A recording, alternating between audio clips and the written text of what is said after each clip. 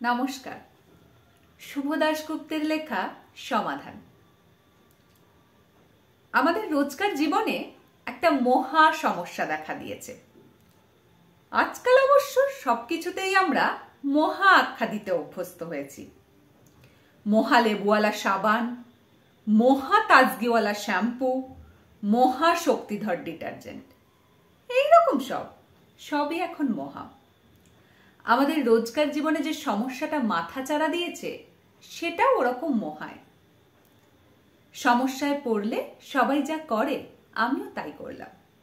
সমস্যাটা সবাইকে জানানোর জন্য ছটফট করতে লাগলাম। প্রথমে শেষদাকে ফোন করলাম। সল্টলেকে শেষদার মস্ত বাড়ি, রান্নাঘরে বাথরুমে সাদা মার্বেল, ছাতে মহার্ঘ বাগান। শেষদা বাড়ি ছিল না। বৌদি ফোন ধরলো। হ্যালো, কে? ও ভম্বল, কি খবর? তুমি তো আজকাল আসোই না। শোনো বৌদি, একটা সমস্যা হয়েছে। জানি অলরেডি শুনেছি, কিন্তু ভম্বল এবার তো আমরা পঞ্চমীর দিনই চলে যাচ্ছি। জানো, এবারে উটি যাচ্ছি। উফ, ভাবলেই আমার গায়ে কাঁটা দিচ্ছে। কত সিনেমার শুটিং হয়েছে ওখানে। জানো তো, উটিতে মিঠুনের একটা হোটেল আছে। ফোন রেখে দিলাম। মেজদাকে ফোন করলাম। মেজদা অধ্যাপক মানুষ, ঘোরতর বিপ্লববাদীও বটে। গলার আওয়াজ অমিতাভ বচ্চনের মতো গম্ভীর। হ্যালো, কে? ভম্বল? কি? ও, তোর সেই সমস্যা? হ্যাঁ শুনেছি, বাট আই অ্যাম হেল্পলেস। পুজোর পরেই আমাদের একটা কনফারেন্স আছে বম্বেতে, তাই এবার আমরা পুজোর ছুটিতে বম্বে যাচ্ছি। একেবারে কনফারেন্স সেরে ফিরবো। এবারটা তুই একটু ম্যানেজ করে নে ভম্বল।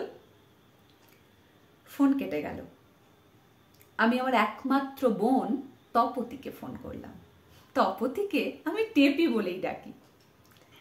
টেপি, তুই অন্তত আমার সমস্যাটা... ছোটদা প্লিজ, তুই এই সমস্যাটা আমাকে ট্রান্সফার করিস না। তুই তো জানিসই গত 3 বছর আমরা কোথাও যেতে পারিনি।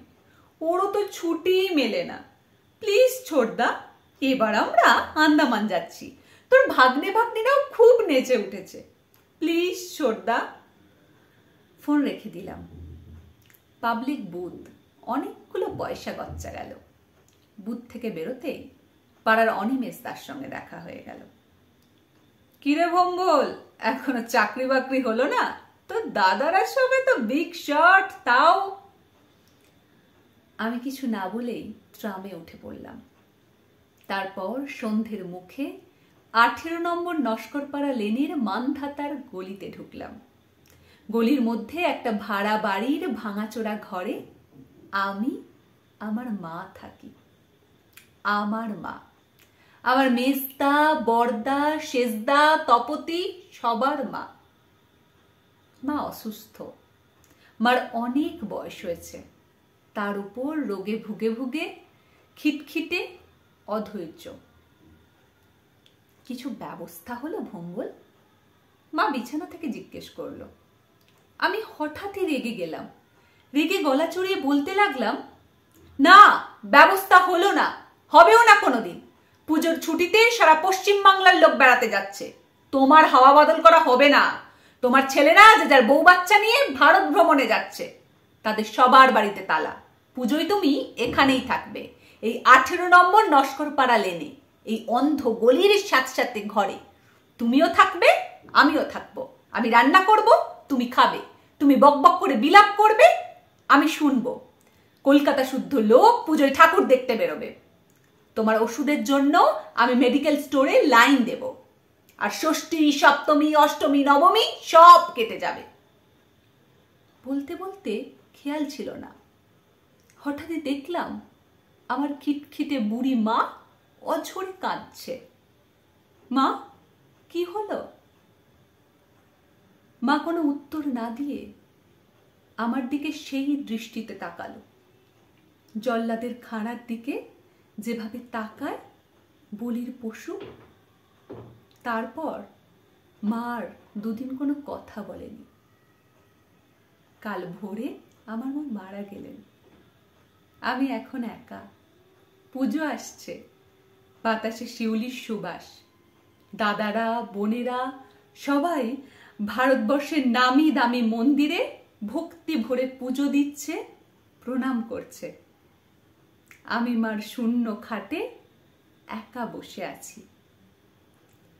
একতলার এই ছোট ঘরটায় কেমন যেন মায়ের গায়ের গন্ধ। পুজো আসছে, মা 18 নম্বর নস্করপাড়া ছেড়ে একটু হাওয়া বদল করতে চেয়েছিল। এখন শরতের হাওয়ায় হাওয়ায় শুধু মায়েরই গায়ের গন্ধ। নমস্কার।